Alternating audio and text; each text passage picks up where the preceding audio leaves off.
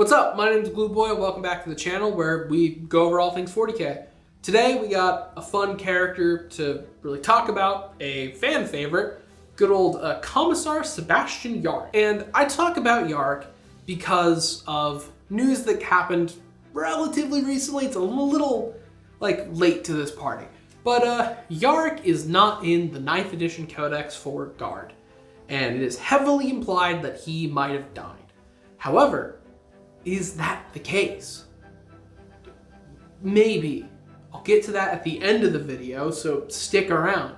It's the first time I'm doing that one. But to Yarrick himself. Young Yarrick grew up on a planet known as Taos 3, which he grew up on with his Imperial Guard veteran grandfather. Now, the idea of someone retiring from the Guard in a position that has I think a 90% mortality rate for anyone joining, this dude's probably fucking badass because, you know, the old adage, fear the old in an occupation where the men die young.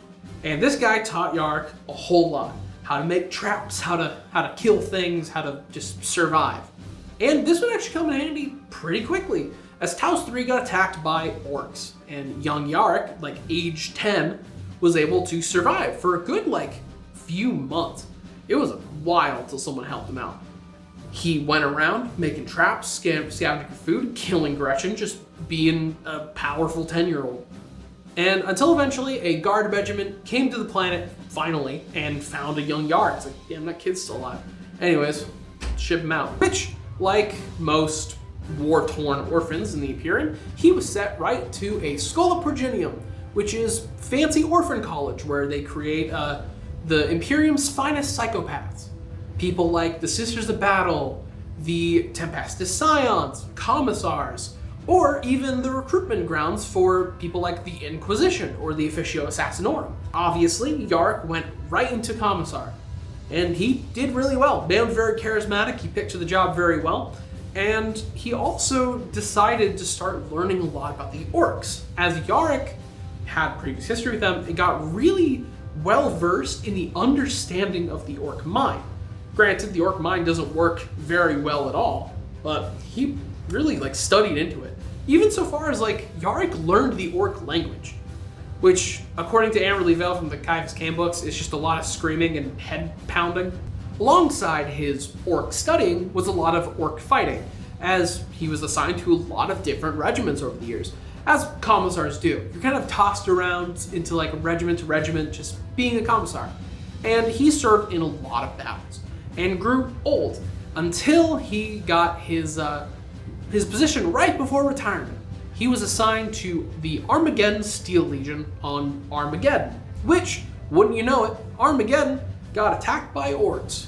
And Yarrick was in a pretty interesting situation. He was in the hive city of Hades on Armageddon because he was actually banished there by the planetary governor, who is an absolute fucking moron and noted as such by multiple people in the Guard, as he banished Yarrick to the Hive City because Yarrick dared to request for reinforcements from the Grandeur Imperium. Real stupid move. And under this planetary governmentship, the planet started to fall piece by piece until eventually it got to the Hive of Hades, where Yarrick stood his ground. At this Hive City, Yarrick and his men held the fucking line. They fought like they've never fought before, and they did amazingly against the Orcs. Even culminating in the thing that would really set Yarrick along his path, his fight with a war boss known as Uglehart, a really high-ranking war boss in Gazgiel's whole WoW, as this was the Second War of Armageddon, which was Gazgiel's first WoW after being enlightened by both Gork and Mork. Which Uglehart in his duel, Yarrick tanked a pretty heavy blow, losing his arm, elbow down, but using the pain, fighting through the pain, using that blow, he decapitated the Orc war boss, picked up his power claw, held it above his head, and used it as a trophy, screaming the whole time in a triumphant yell, terrifying the Orcs. As this giant war boss is dead, now this human has his power claw, which helped bolster up the Imperial Guard support even more, and began Yarricks Legend inside of the Orcs themselves. As Orc society is kind of built around whoever is the strongest at the time. The strongest person in the area is the boss. And killing the boss means you're the new boss. And here's this human who just killed this very strong orc in hand-to-hand combat. And even more, Yarrick actually went so far as to rebuild, modify, and attach that orc power claw to his arm. He has a working orc power claw arm. And even more, he got his eye injured, and he heard that the orcs had this legend that old Yarrick can kill you with just a glance. So he built himself a fucking laser eye. Now he has a laser beam eye, so he can literally do that, building to his reputation in the orcs even more. Now, the Second War of Armageddon was won because the Commander Dante and the Blood Angels came down and helped save the day. But Yarrick wasn't done, as Gazgiel was really the cause of all this. And during that battle, it became a very personal thing between the two. Gazgiel would go through all of these maneuvers that would be always countered by Yarrick, because he knew how orcs thought and how orcs fought. And it became a point of pride for both of these people, going so far as Gazgiel himself got involved. They fought. Yarrick survived, but was horribly wounded. And after this, he had the chance of retirement, and he was settled down in Armageddon, retired. But he wasn't happy, because Gazgiel was still fucking out there. And he would not rest till Gaz was dead. He gave up retirement, went back into service, and decided to chase him down. And chase him down he did for 10 whole years, as he just rushed after Gazgiel as he kept trying to evade and really keep his forces connected. Till eventually, Gazgiel did something a little clever as he set a trap. Gazgiel laid a trap at the planet Golgotha, where he would finally allow Yarrick to face him in combat with all of his forces. However, turns out a lot of orcs were lying in wait there, and instead of just killing everyone, they actually captured Yarrick and brought him aboard Gazgiel's big-ass space hulk he has. Where this is a really cool story. Please read it for yourself or watch the Hammer and Bolter episode on it. It's one of the better ones. It's mid. It's fine. It's not bad. It's not amazing. But I'll skim through it as best I can. Yarrick was imprisoned there, tortured for a bit for the orcs' pleasure, till eventually he was thrown into the prisons with the other human slaves. Which, Yarrick being Yarrick, decided, hey, I'm gonna lead a revolt. Yarrick had his power claw in his eye removed, just taken. And he did the best he could. He got up all these plans, he stored weapons, and eventually staged an actual breakout with the human captives. Eventually they had this plan, get to the hangar bay, steal the ship, and fly off. However, it turns out, the day that they finally decided to break out, a mech boy was fixing one of the ships they were going to use. So they had no means of exit from the space hulk. And now, stuck in this position of all these orcs coming after him for breaking out, they decided, all right, cut our losses. Hey, Yarrick, you're really determined. We're just going to help you kill Gazgiel. So he did. He raced his way over to where he thought Gazgiel was, finding himself in the command bay of the Space Hulk, and being chased after by a whole horde of orcs, he decided, I gotta do what I gotta do. And he activated all of the ship systems at once, causing major damage to the ship.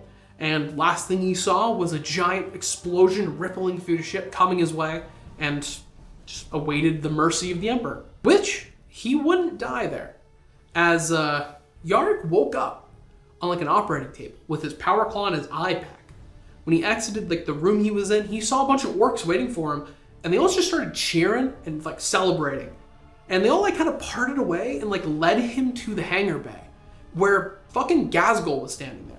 And all Gazgiel did was step aside, show him the door to an escape pod, and just told him good enemies are hard to find.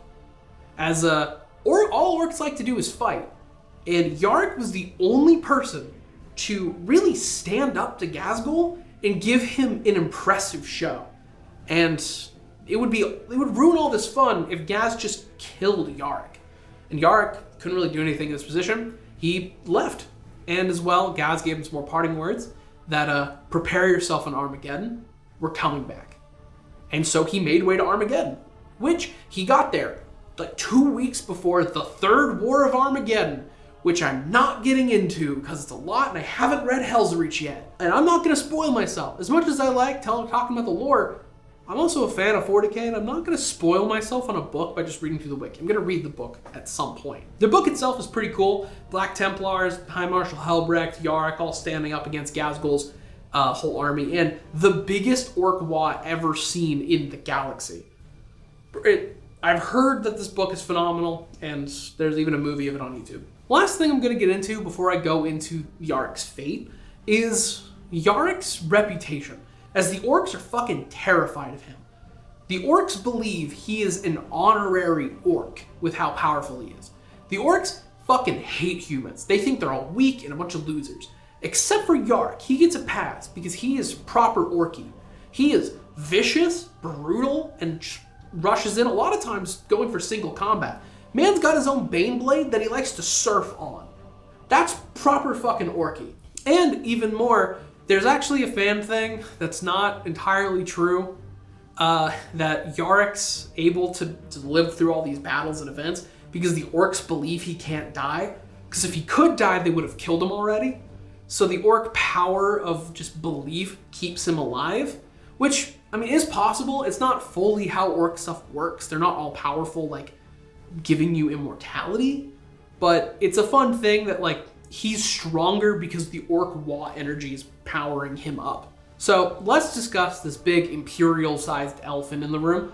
What the fuck happened to Yarrick? Where is he? Why isn't he in the book?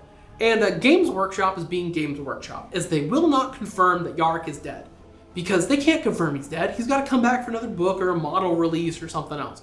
Which, I mean, does hold out hope that we're going to get, like, a Steel Legion box, like Gaunt's Ghost got, with an updated Yarrick. Because this model is kind of rough, dude. And there's actually the Warhammer community blog post that goes over some of the possibilities. And in simple, like, ooh, we're not telling kind of nature that they have. First is that Angron's Blood Crusade. As Angron, when he got back into real space, he went right for Armageddon. And if you look at his model, there's a skull with a bionic eye around his neck. That could be Yarrick.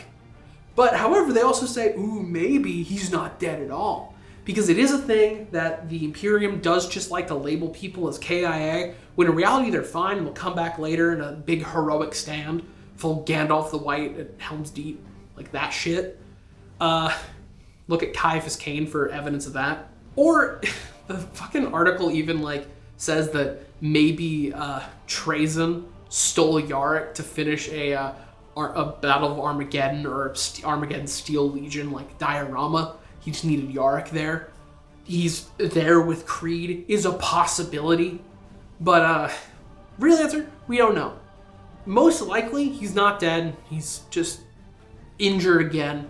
He'll wake up and then want to kill Gazgiel again or Angron, come out and do some big reveal at some book or model release. He's not dead. I highly doubt it. That's not how GW operates. But yeah, that's Yarrick. Pretty cool guy. At some point when I read Hell's Reach, I'll probably cover the third Battle of Armageddon because I looked through the wiki of just the battle itself and Jesus fucking Christ is it complicated. But anyways, if you like this, like, comment, subscribe, do all that stuff. See ya.